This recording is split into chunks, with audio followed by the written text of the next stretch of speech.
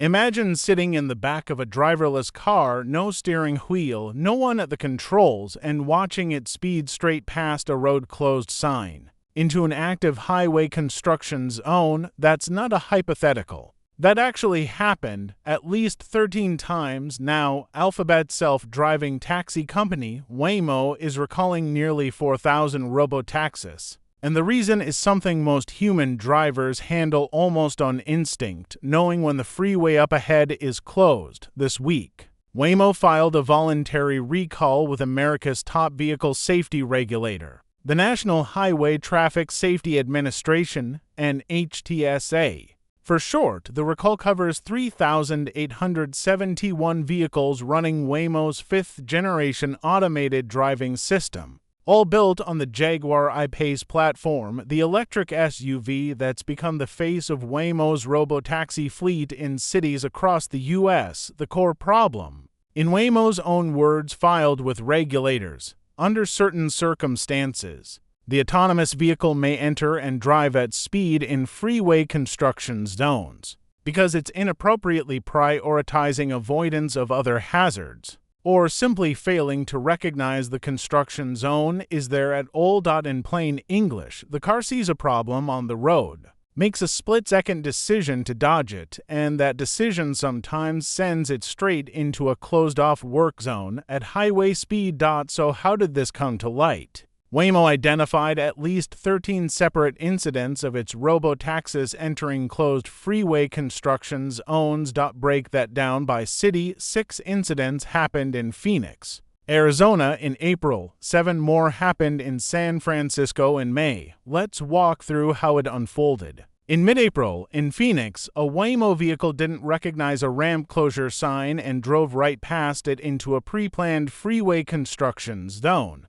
That triggered an internal review. Then, just over a month later, it happened again, and worse. On May 18th, 7 Waymo Robotaxis drove into highway lanes that were under active construction in the San Francisco Bay Area, because the software was prioritizing avoidance of other freeway hazards instead of recognizing the construction zone itself. That second cluster of incidents was the tipping point. Waymo suspended all freeway driving across its fleet the very next day. May 19th, the company's safety board then formally reviewed the incidents and made the call to file the recall with NHTSA on June 8th, and NHTSA didn't mince words about why this matters. In its own bulletin, the agency stated plainly, driving at speed in a freeway construction zone increases the potential for collisions, construction crews, equipment, concrete barriers, lane shifts, all of it, potentially, in the path of a car that doesn't know it shouldn't be there. So, what is Waymo actually doing about it? First, the immediate fix. Waymo has restricted its Robotaxis from freeway use entirely while it works on a permanent software remedy. Before this restriction, Waymo had been serving public riders on freeways in 4 major markets: San Francisco, Los Angeles, Phoenix, and Miami. All of that freeway service is currently paused. Important distinction here. This isn't a recall where cars get physically pulled off the road. Waymo has noted that this kind of software recall is essentially a formal notice of intent to fix the issue.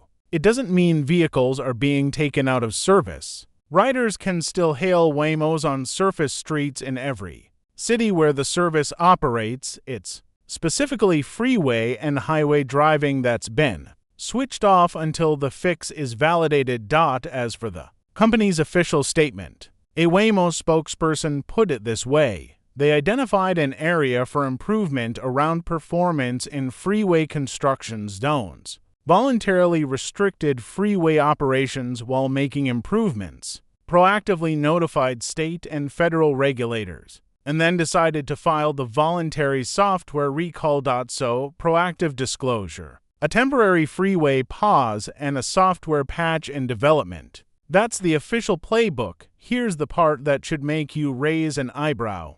This is not an isolated event. This is actually Waymo's second recall in just over a month. The first one, Back in May, Waymo recalled 3,791 Robotaxis after one of its vehicles drove onto a flooded road in San Antonio. The unoccupied car ended up getting swept away by the floodwater. No one was hurt, but the optics were bad. And the pattern goes back further. Waymo has previously issued recalls after vehicles crashed into a pole in Phoenix back in 2024. And after Robotaxis illegally stopped school buses in December 2025, the school bus issue, in particular, has become a recurring headache. The Austin Independent School District documented 19 separate instances of Waymo vehicles illegally and dangerously passing school buses since the start of the 2025 to 2026 school year, and formally asked Waymo to halt operations during school bus loading times.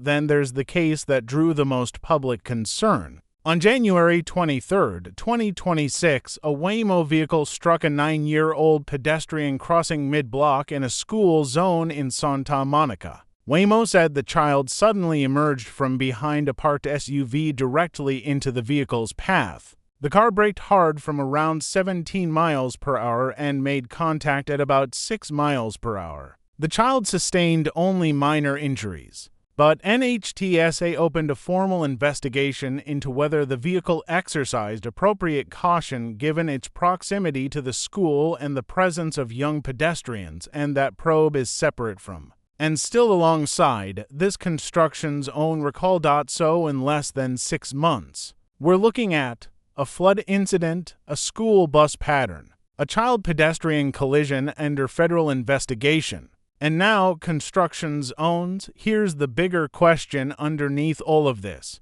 Waymo is the company furthest ahead in Robotaxis.